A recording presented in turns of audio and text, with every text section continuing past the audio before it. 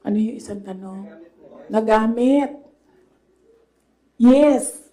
Clear naman yun. Tinanong ko, bakit ako? And then she said, matatalo kami ni Lenny kung di mo dalhon ang mga Bisaya. Kaya nagbigay ako ng options. Bisaya tanan. De La Rosa, Bongo, Manny Pacquiao. And then she said na hindi kakayanin. Except for Manny Pacquiao, hindi naman siya nagsabi na hindi kakayanin. Ang sinabi lang niya, nag-refuse si Senator Manny Pacquiao. So, of course, ginamit nila ako para manalo sila. Obvious naman yun. Gusto niyo makita yung survey? Hindi ko siya dala. Pero next time dalhin ko and then pwede kayo tumingin pero hindi kayo pwede magpicture. Ma'am, Yes, ma'am. Joel, DWIC. Yes. Ma'am, good morning. Ayong buntag, ma'am. So, tanaw ni mo, ma'am, sa tingin mo, ma'am, dapat tumakbo na lang po kayong presidente? Hindi din.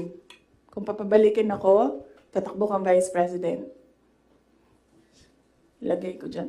Drag me to hell. Ma'am Marlene po, from Radyo sa Estranta. Here po, ma'am.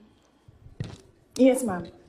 Ma'am, having said na hindi mo kasalanan na hindi marunong maging presidente, yung nakaupo ngayon, ibig sabihin ba ma'am, hindi po kayo kontento sa trabaho po ni Pangulo? Kaya nga umalis ako, di ba, sa administration. Hindi ko na gusto yung mga naririnig ko dun. Hindi ko na gusto yung mga nakikita ko dun.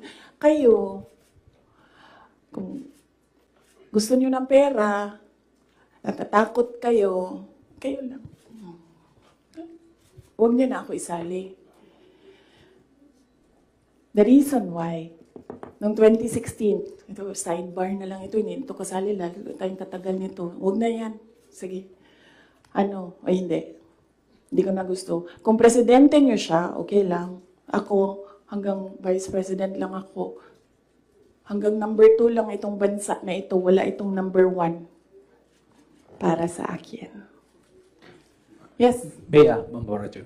Yes po. Hi ma'am, kanina po kasi sinabi nyo na, ma'am here. Yes. Kanina po kasi ma'am sinabi nyo po na hindi ka naman po inask ni VP Lenny para maging vice president niya. Did you somehow wish na sana inask ka na lang po niya na maging vice president niya to run alongside her?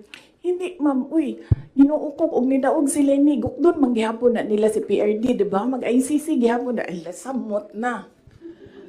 Si Trillanes o si Lenny, magkauban man na sila. So, kung presidente si Lenny, ilahag hapon ng ICC. Alam niyo ba bakit hindi umuusad yung ICC? Kwento ko sa inyo next time.